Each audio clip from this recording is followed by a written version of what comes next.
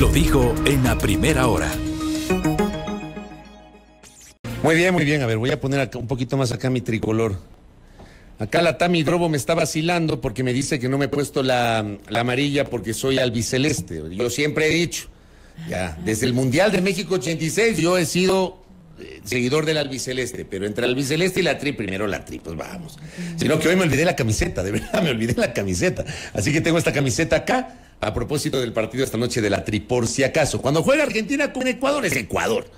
Cuando juega Argentina con cualquier otra selección es Argentina. Pero Argentina-Ecuador es Ecuador, por si acaso. Bien ecuatoriano. Ecuatorianísimo me siento. Bueno, hablando del Ecuador, ¿no? Hablemos de los temas vinculados a la preparación, al camino que se tiene que recorrer, que ya se está recorriendo, de cara a la consulta, de cara a la segunda vuelta electoral, al balotaje del domingo 15 de octubre. Tendremos el debate el domingo 1 de octubre entre los dos finalistas y luego de 15 días tendremos justamente la segunda vuelta electoral. La presidenta del Consejo Nacional Electoral, Diana Tamain, tiene la gentileza de visitar nuestra mesa de trabajo. Presidenta, ¿cómo le va? Bienvenida. Buenos días, Fabricio. Muchísimas gracias. Un saludo a quienes nos siguen a través de este medio. A ver, primero quiero empezar con un comentario suyo sobre unas protestas que se generaron ayer en los exteriores del Consejo Nacional Electoral. Hay cuestionamientos por parte de algunos actores ciudadanos y un sector político en particular, que es el de Construye, sobre la última decisión que tiene que ver con la nulidad de las votaciones de los ecuatorianos residentes en el exterior y la disposición de que se repitan las elecciones en el exterior de asambleístas nacionales y de las 3 circunscripciones de los ecuatorianos migrantes. ¿Cómo usted sopesa justamente estas críticas que ha recibido el Consejo Nacional Electoral por esta decisión, Presidenta?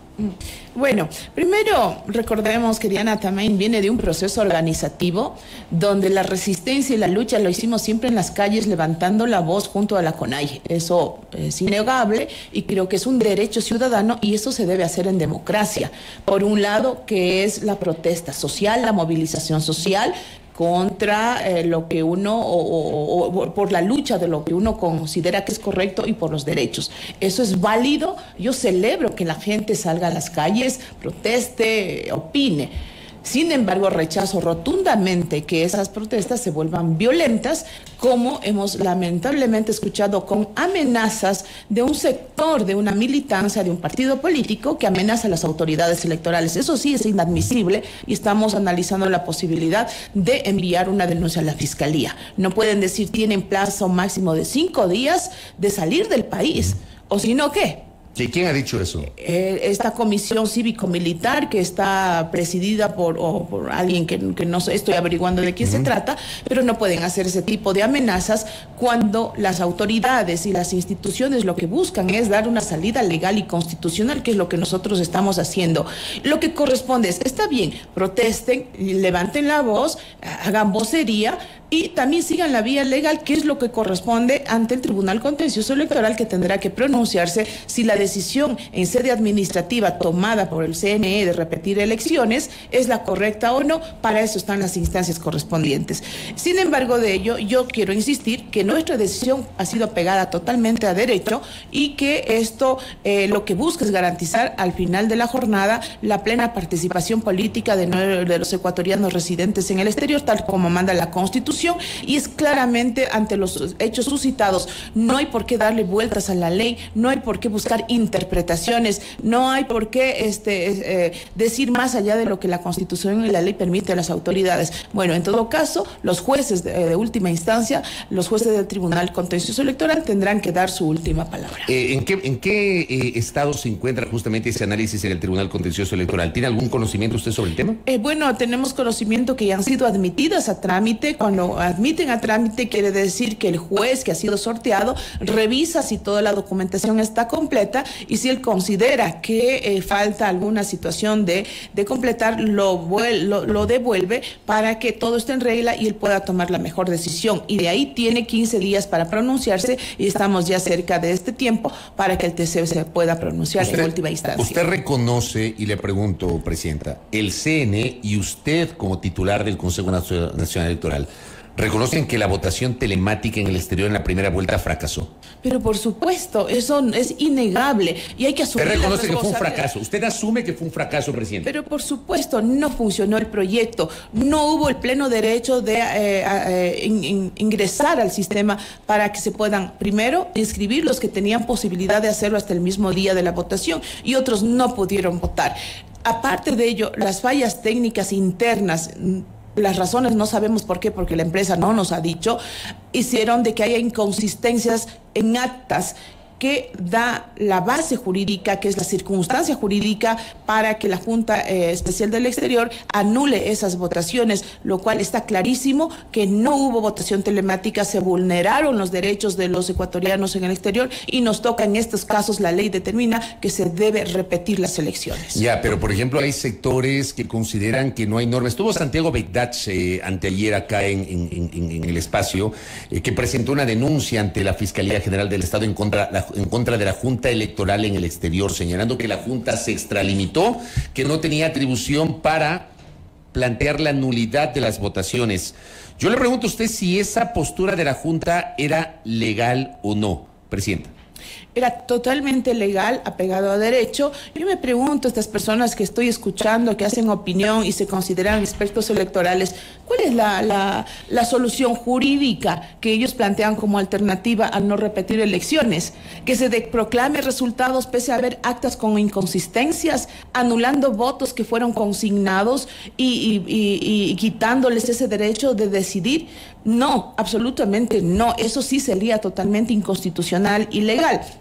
Nosotros consideramos que la Junta Especial del Exterior actuó en derecho, puesto de que la misma empresa dice que los códigos de identificación del partido no coinciden con las circunscripciones de la dignidad. Es decir, los votos consignados para una dignidad de una circunscripción no correspondían a la circunscripción correcta. En ese sentido se generan inconsistencias en actas, se dio la alteración de las actas, que claramente la ley lo dice, que en estos casos se debe anular la elección, en este caso sería en el exterior. ¿Qué pasa con el proveedor? La votación, perdón, anular la votación. Claro, queda claro que lo que se anula, la nulidad es sobre las votaciones y no sobre las elecciones. Así es. ¿Qué pasa con el proveedor? Bueno, todo tiene un proceso, es un proceso que nosotros conocemos, debemos actuar en ley también.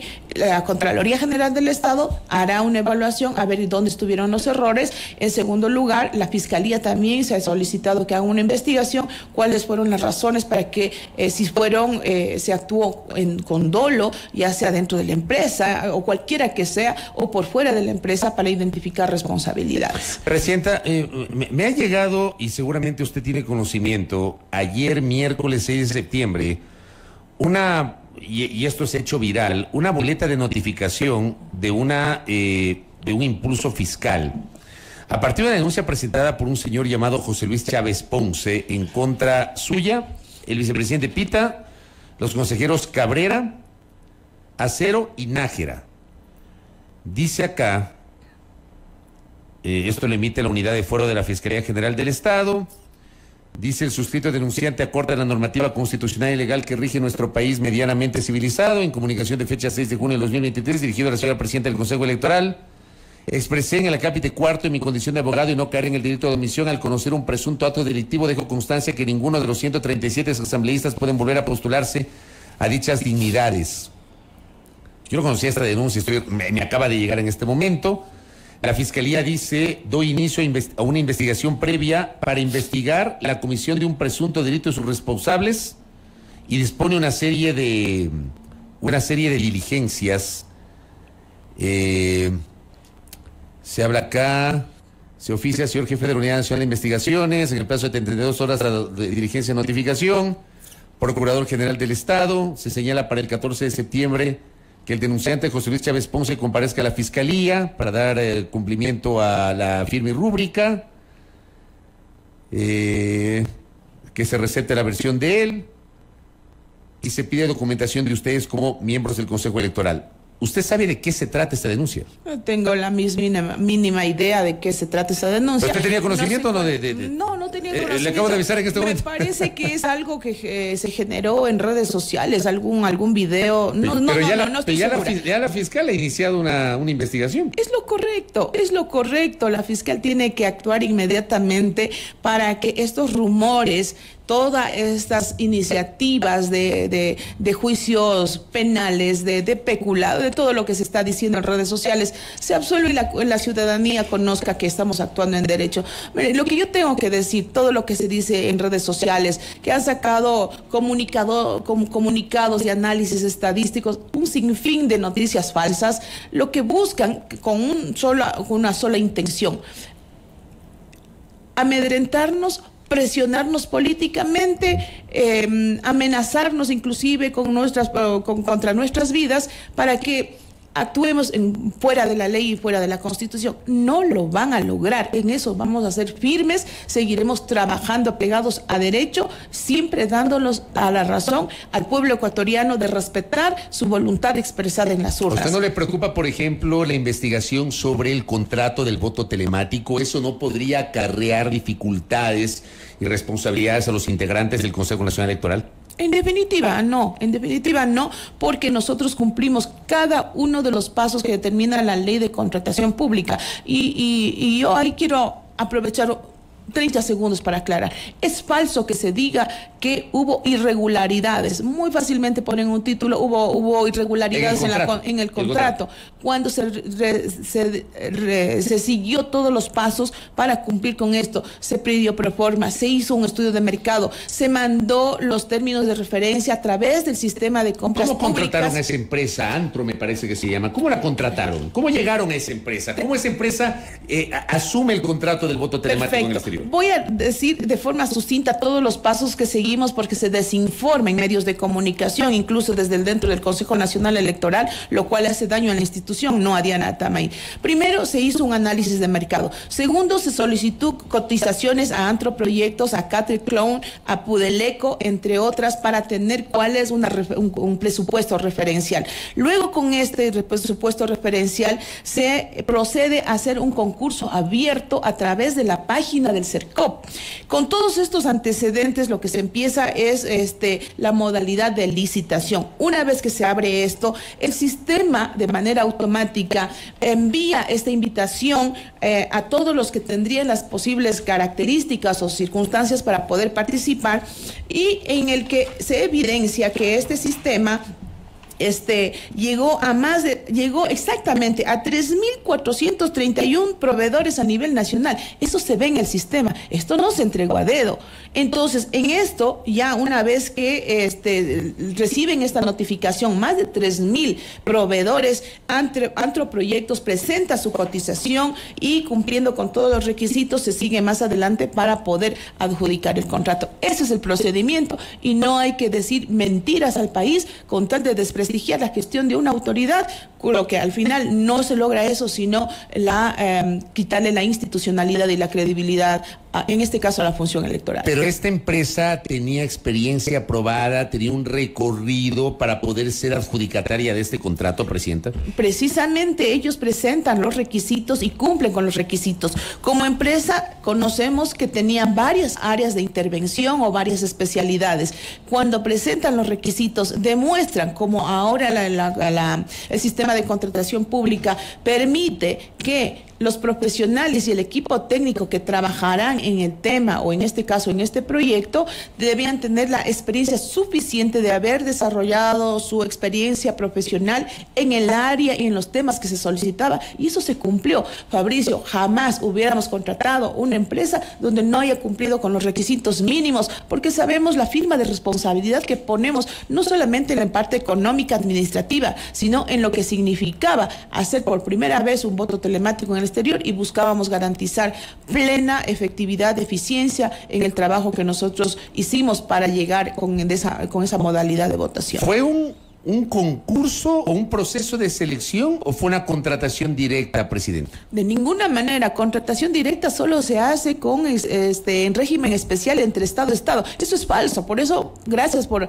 permitirme aclarar. Fue una licitación donde el sistema de compras públicas envía nuestro proceso de necesidad y se llega a más de 3.400 personas o oferentes naturales o jurídicas para que oferten a esa necesidad.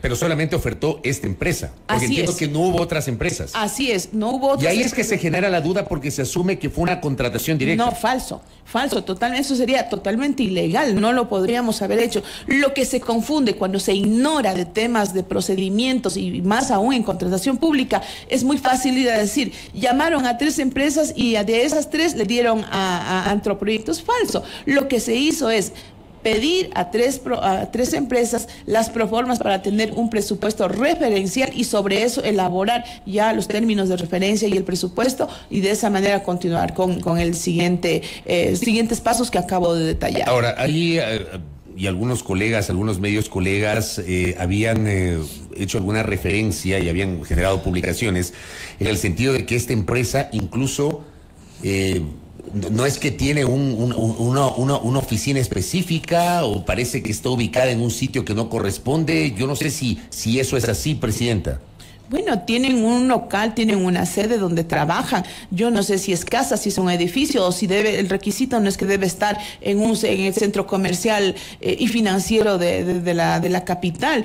Ellos han presentado los requisitos para cumplir con cada uno de ellos y tener la posibilidad de ser contratados. Y como les dije, más de 3.400 empresas entre personas jurídicas y naturales participaron y fueron notificados para que puedan participar en este proceso. Y eso no lo hace el CNE, eso lo hace el sistema de compras públicas de forma automática. ¿Y por qué cree usted que nadie más se sumó?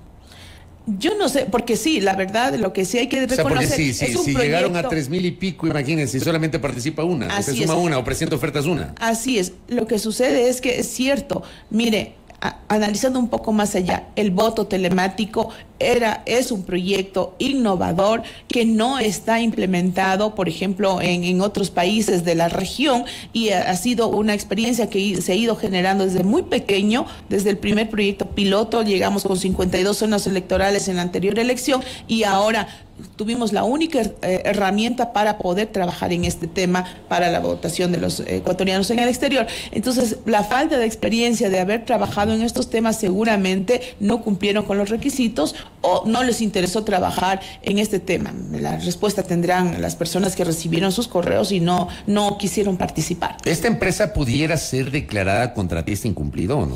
Eso tiene que seguir un debido proceso. ¿Pero es una posibilidad o no? Pero por supuesto, eso ya al final del proceso se determinará. Y ejecutar las garantías. Pero nosotros lo que hemos iniciado es la terminación unilateral del contrato y la ejecución de las garantías, tanto del buen uso del anticipo como de la fiel cumplimiento del contrato. Ahora, usted el domingo 20 de agosto, cuando ya hubo estos problemas del voto telemático, usted públicamente señaló que hubo un hackeo. Hablaba de 7 países del exterior, de Indonesia y otros países. ¿Se comprobó ese hackeo o no, presidenta? ¿O fue la información que inicialmente usted recibió, pero comprobaron que no fue así? ¿Hubo o no hackeo? A ver, esas son otras de las preguntas que nosotros hemos planteado a la empresa y que no nos dieron nunca la respuesta. ¿Cuál fue el problema real para que se den dos circunstancias que afectaron al proceso del voto telemático? La primera, que no pudieron acceder para inscribirse y también no hubo acceso suficiente para poder votar. Así es que mucha gente se quedó sin poder votar. En segundo lugar, y también voy a hacer mención de algunas circunstancias que se dieron en el momento. Se suponía que ese nomás era el problema, solamente ese era el punto del problema. Pero resulta que cuando ya se cierra la votación, que fue a las 7 de la noche, de acuerdo al uso horario en los otros países, nos topamos con la sorpresa de que se generaron actas con inconsistencias. Entonces no sabemos por qué se dieron esas actas con inconsistencias, pero sí nos dice que hubo problemas al interno porque los códigos se cambiaron para la generación de las actas. ¿Por qué se cambiaron esos códigos? ¿Fue voluntario? ¿Fue por el ataque? Hay muchas interrogantes de eso que nosotros les preguntamos a la empresa cuál era la solución para mirar la posibilidad si vamos nuevamente con el voto telemático, pero jamás nos dieron el diagnóstico del verdadero problema y por tanto no teníamos una solución real que nos garantizara que la próxima iba a funcionar. Ahora, aparte de esto, y aquí quiero aprovechar la oportunidad para mencionar, de los mismos informes tenemos conocimiento que a las 4 de la mañana del día domingo la empresa ya se dio cuenta que empezó a tener problemas el voto telemático, pero las autoridades jamás fuimos informadas. En un segundo momento, a partir de las 9 de la mañana, cuando empieza ya el ruido, digamos, de que no está funcionando, se arma una sala de crisis muy rápidamente y se dice qué es lo que está pasando. Dicen, no pasa nada, todo está fluyendo muy bien. Y claro, nosotros sacamos una nota diciendo que no es verdadera, que es falsa esa noticia, que son rumores en redes sociales, lo cual nos miente la empresa diciendo que sí está fluyendo el proyecto. Más adelante, a las 2 de la tarde, cuando ya reconocemos que sí hay problemas, a partir de las 2 de la tarde me informan, todo fue verbal porque fue una situación de, como le digo, de momento a momento, y nos dicen, no, ya está fluyendo. Y sí, empezó a fluir de mejor manera, pero no se había solucionado el problema. Entonces ya se solucionó, no pasa nada. Y finalmente esto de las actas con inconsistencia. Entonces, una serie de un comportamiento no responsable de la empresa ante las autoridades electorales para que nosotros pudiésemos informar a la ciudadanía qué es lo que estaba pasando el día de las elecciones. Ahora le pregunto, y esta es una buena pregunta que me hace uno de nuestros oyentes, y gracias por el aporte. Si en los términos de referencia elaborados por el Consejo Electoral estuvo considerado que se tomen medidas de seguridad informática y prevención de ataques masivos. Pero por supuesto. Sí existe eso. Es por supuesto, y la empresa se está negando, porque sé que han dicho en algunas declaraciones que no tenía esa responsabilidad y ella tenía, por ejemplo, entre las condiciones, dice, voy a leer: personalizar la plataforma de votación telemática en una estructura tecnológica que garantice alta disponibilidad y continuidad del servicio durante la fase de inscripción y sufragio. Y en segundo lugar, se le pide garantizar la confidencialidad, porque eso es un tema de que deben guardar las reservas del caso, alta disponibilidad y seguridad de la ejecución del voto telemático en el exterior. Contar con las medidas necesarias para contar con la contingencia real en el caso de presentarse fallos o intermitencias en el servicio. Es decir, todo esto para garantizar estabilidad, que el sistema no falle, que no se vuelva intermitente, que sea fluido, pasa por tener las garantías tecnológicas, garantías de ciberseguridad, todo lo que significa tener un proyecto al 100% garantizado para que el proceso sea transparente. Entonces no nos pueden decir de que no fue su responsabilidad o que la responsabilidad de las seguridades le correspondía al Consejo Nacional Electoral. Ahora, después del 20 de agosto conversé con algunos ecuatorianos residentes en el exterior, incluso en entrevistas, y decían que las elecciones de febrero, que ya se aplicó, como entiendo, plan piloto, el voto telemático, y hubo fallas. ¿Por qué se insistió en el voto telemático si hubo fallas en febrero, Presidenta? A ver, fallas a nosotros no nos reportaron. Lo que nosotros considerábamos, y eso también no tenemos miedo de decirlo porque es parte de lo que la ciudadanía debe conocer, las observaciones técnicas de las misiones internacionales que nos acompañaron efectivamente dijeron falta por madurar el proyecto. Un proyecto de tecnológico que te involucra mucha tecnología y conocimientos nuevos, tiene que ir madurando, tiene que ir perfeccionándose, y nosotros empezamos a trabajar en fortalecer, en robustecer este sistema de votación telemática. ¿Por qué fuimos a la votación telemática? Porque sabíamos que los plazos en las que se resuelven los recursos que se ponen en la calificación de candidaturas siempre se extienden, son muchos y no alcanzábamos físicamente, era imposible llegar con la votación presencial en el exterior. Y usted se recordará, la calificación de la candidatura del señor Herbas, así como del señor Carrillo, lo hicieron faltando 15 días para el día de las votaciones. Era imposible, una vez que eso te esté en firme, mandar a imprimir papeletas, documentos electorales, y enviarlos al exterior. Enviar al exterior, jamás iba a llegar y íbamos a cumplir un mandato constitucional de garantizar el derecho al voto a los migrantes. Presidente, en honor al tiempo, y le comprometo para que nos vuelva a visitar en las próximas semanas, la pregunta del millón. ¿Tenemos más o menos un aproximado de la fecha de posesión del nuevo gobierno y de la nueva asamblea? Sí, por supuesto. Nosotros, bueno, porque sé que hay unos aproximados, pero no hay una fecha exacta. Entonces, no sé qué cronograma están manejando ustedes. A ver, nosotros vamos a entregar credenciales y este es el calendario que hemos previsto, si es que hay recursos para la definición de asambleístas que se va a repetir las elecciones. Sería del 8 de diciembre, terminaríamos con la entrega de credenciales. El 8 de diciembre. El 8 de diciembre. Entonces, a partir de ahí... 15 días. No, ahí primero se entrega credenciales. Ahí ya la asamblea tendrá que definir qué día, a partir del 8, que recibe el último asambleísta o la última provincia credencial, se autoconvoquen para nombrar a las autoridades. Ya, entonces una vez que ellos se convoquen y ya tengan conformadas las autoridades electas, ya la Asamblea Nacional, ellos tienen 10 días para posesionar al nuevo presidente o presidenta.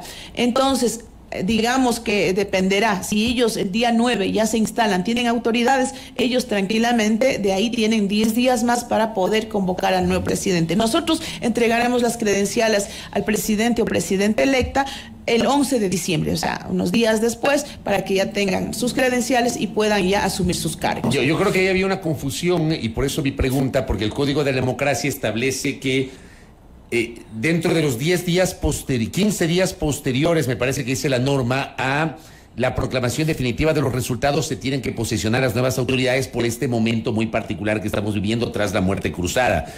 Así se aplica la norma. Así es. Y en el caso del presidente de la República se hace un símil con que tiene que siempre se posesiona dentro de los próximos 10 días o en los 10 días que la asamblea ya se ha constituido. Entonces, nuestra responsabilidad llega hasta el 11 de diciembre que se entregan las credenciales al nuevo binomio presidencial y de ahí la asamblea tendrá que fijar fecha.